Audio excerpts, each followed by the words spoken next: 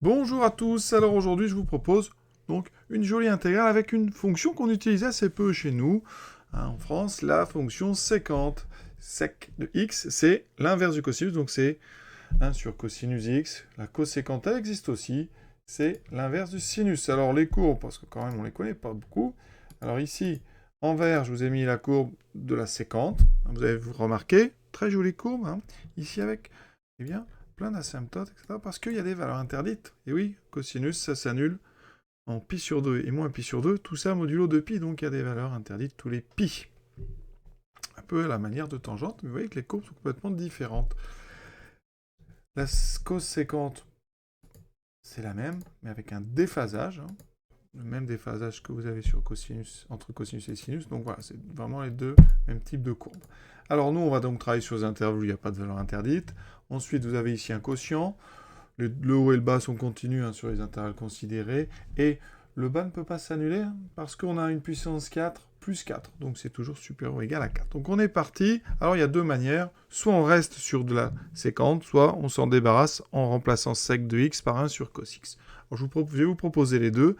D'abord, on va regarder cette fonction séquente. Hein, quelle est sa dérivée? Alors ici, donc sec de x, c'est donc 1 sur cos x.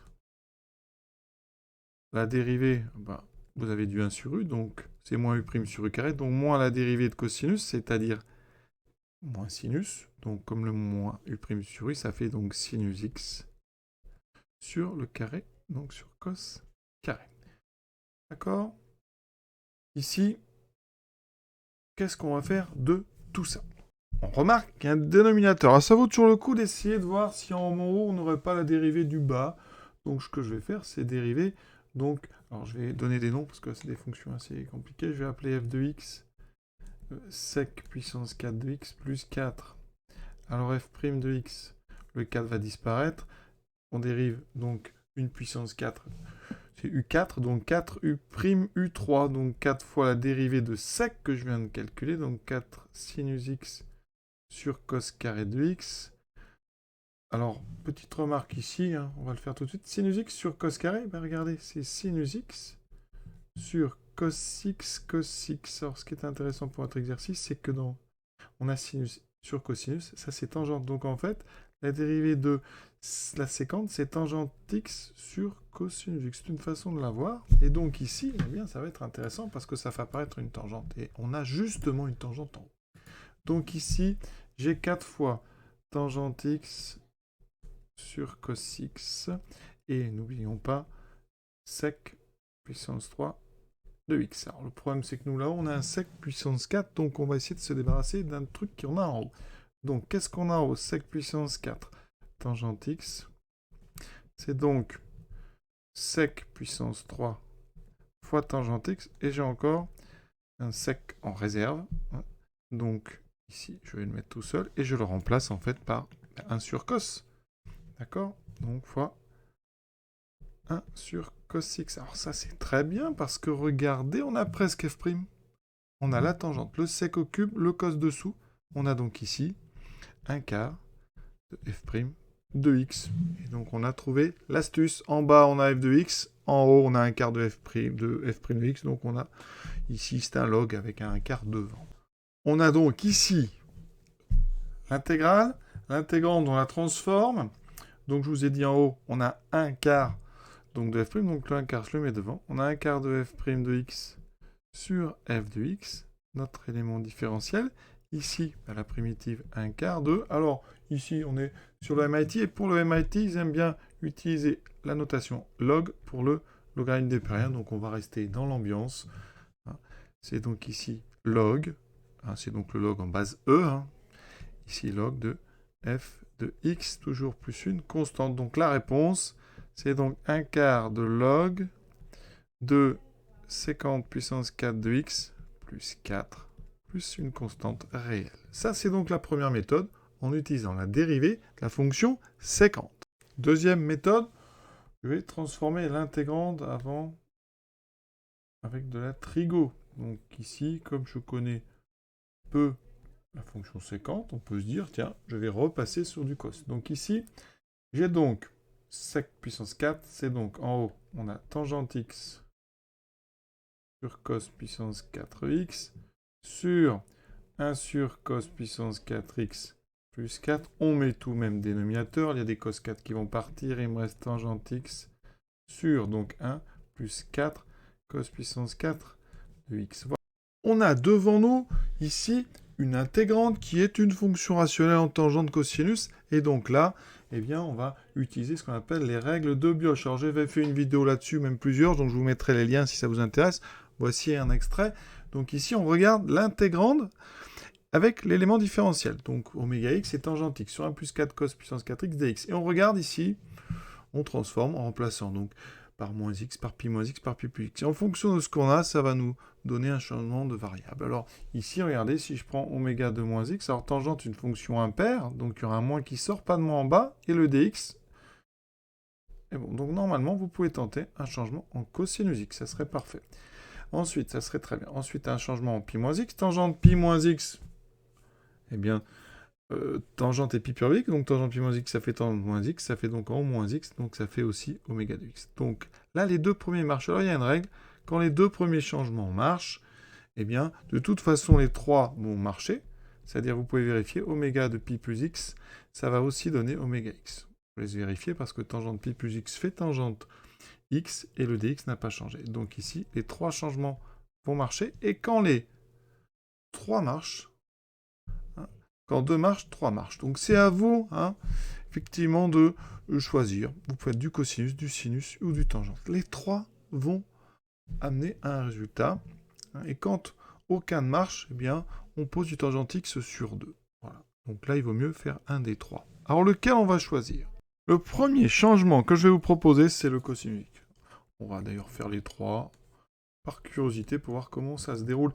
Ici, du, c'est donc moins sinus x dx, voilà, donc mon intégrale ici, donc j'ai un, ici on avait transformé, donc mon intégrale, je vous rappelle, c'était tangente x sur 1 plus 4 cos puissance 4x, alors tangente, eh bien je vais mettre sinus, là, ça va m'arranger, sinus, je mets le cosinus dessous,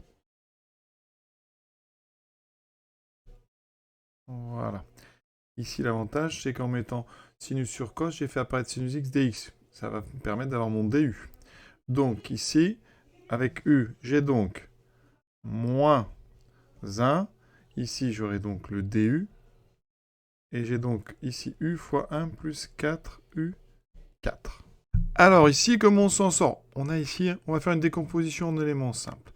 Alors le moins, pour l'instant, je laisse de côté. J'ai 1 sur u fois 1 plus 4 u4. Eh bien, il faut savoir que ça, vous pouvez le décomposer en 1 sur u. Alors ici, vous aurez du, donc, dessous 1 plus 4 u4.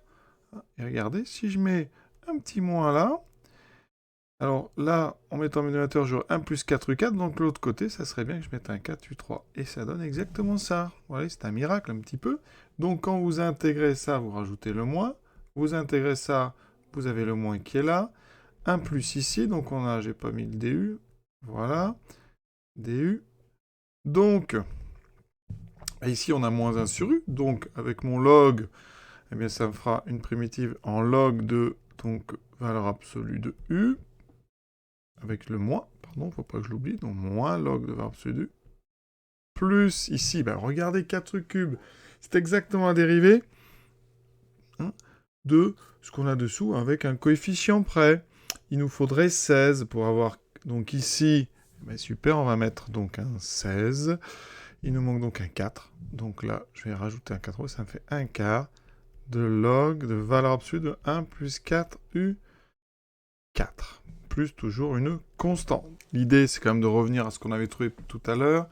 Donc là, j'ai un quart, et là, j'ai pas d'un quart. Donc ici, ben, moins log de u. Si je rajoute un quart devant, j'ai donc log de u puissance 4. D'accord? Plus un quart de log de 1 plus 4 u puissance 4 plus constante. Je mets tout ça ici dans le même log. On a le logarithme d'une soustraction. Donc j'ai log de 1 plus 4 u4 sur u4, toujours avec des valeurs absolues, plus c, donc un quart de log de 1 sur u4 plus 4. Or, 1 sur U, bah, ça fait U4, ça fait 1 sur cos 4. Comme cos, enfin 1 sur cos c'est sec, donc ça fait ça exactement, sec puissance 4 de x. Donc là, je trouve 1/4. Alors j'ai oublié la constante, excusez-moi, on va quand même être précis jusqu'au bout. Donc plus constante. Et on trouve exactement, vous voyez, 1/4 de log de sec puissance 4x plus 4. Et donc on est arrivé au même endroit. Donc ça, c'est avec notre changement en cosinus x. Ce que je vous propose ensuite, c'est le changement en tangente. Le changement en sinus est trop compliqué à cause du cos 4.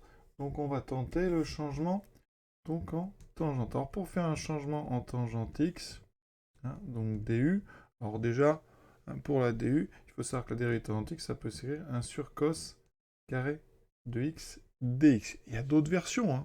Ça peut être aussi 1 plus tangente carré de x dx. D'accord? Pourquoi? Parce que, eh oui, il faut savoir qu'en fait, eh bien, 1 sur cos carré de x, c'est 1 plus tangente carré de x. Et ça va nous aider. D'accord? Si vous connaissez les deux dérivées de tangente, ça vous permet d'avoir une égalité qui permet de passer de tangente à cosinus sans problème. Donc ici, mon intégrale. Alors, il faut que je fasse apparaître quand même la dérivée. D'accord? Donc, je vais faire apparaître du 1 sur cos carré. Ça veut dire qu'ici, à la fin, il faut que j'ai 1 sur cos carré de x dx. Voilà. Donc en haut, il me faut un cos carré en plus. Voilà. Et on a 1 plus 4 cos puissance 4 de x. On a tout ce qu'il faut pour faire un champ de variable. Il ne pose pas de problème. Sur les intervalles, on n'a pas des valeurs interdites. Donc ici, on a u. On a cos carré. Alors cos carré, c'est donc 1 sur 1 plus tangente carré. Voilà, d'accord? Cos carré, c'est 1 sur 1 plus tangente carré. Et ensuite, dessous, on a donc 1 plus 4. Alors cos 4, donc c'est 1. Donc c'est 1 sur 1 plus u carré au carré. Il y a un sacré boulot là ici, j'espère qu'on va s'en sortir. Et on a 1 sur cos carré dx qui est du. Alors, ici on met tout au même dénominateur, on aura du 1 sur... Oh oui, même du 1 plus u carré au carré, donc là il y a beaucoup de travail. On a u sur 1 plus u carré. En bas, on a quoi? Alors, on a déjà du 1 plus donc 4 sur 1 plus u au carré au carré. Tout ça, on met tout au même dénominateur, il y a 1 plus u carré qui va disparaître. Donc en haut, il me reste que u, et en bas, il va me rester donc 1 plus u carré ici, donc au carré plus 4, et il me restera dessous que du 1 plus u carré. Donc ici, j'ai 1 plus u carré. En haut, j'enlève les parenthèses, donc j'ai u, alors on va commencer par u3, j'ai u3 plus u2, plus u, pardon. Et en bas, je développe, ça fait u4, plus le double produit de u2, plus 1 plus 4, ça doit faire plus 5. Alors ce qui tombe bien, c'est que quand on dérive en bas, ça fait 4u3 plus 4u. Et donc ici, si vous rajoutez finalement un 4 et un 4, c'est-à-dire vous mettez un quart ici, vous avez du u' sur u. Ça veut dire que là, on a un quart en primitive du logarithme, donc en base e, log ici, de valeur absolue de u4 plus 2u2 plus 5. C'est-à-dire, donc, c'est tangente, donc tangente carré x plus tangente puissance 4, 2 tangente carré x plus 5. Voilà, et toujours plus une constante. Alors on va modifier ça pour montrer qu'on peut revenir à sec 4x.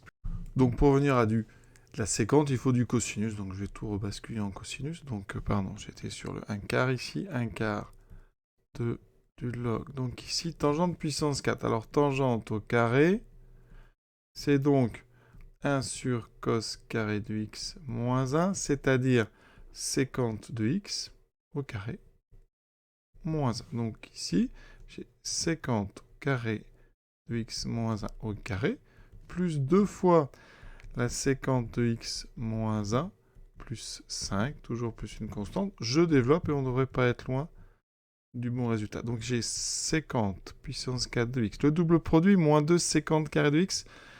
Ici, j'ai oublié peut-être quelque chose, c'est un carré ici. Donc les deux séquentes carrées s'annulent. Ensuite, il me reste les constantes. Plus 1 ici. Plus 1. Ici, j'ai moins 2. Donc, ça fait moins 1. Moins 1 plus 5, ça fait 4. Et on est revenu, vous voyez, à l'expression qu'on avait trouvée beaucoup plus vite, hein, en restant sur du 50. Voilà, on va s'arrêter là, parce que celle-là, hein, les champs de variables étaient un petit peu tordus quand même, mais ça fait toujours un petit peu du bien, ce genre de petite énigme. On est censé retrouver comme ça, par plusieurs méthodes, un même résultat. J'espère que ça vous a plu, bien sûr. Le prochain analyse, pour ceux que ça intéresse, le voici. Je vous souhaite une bonne fin de journée et à bientôt.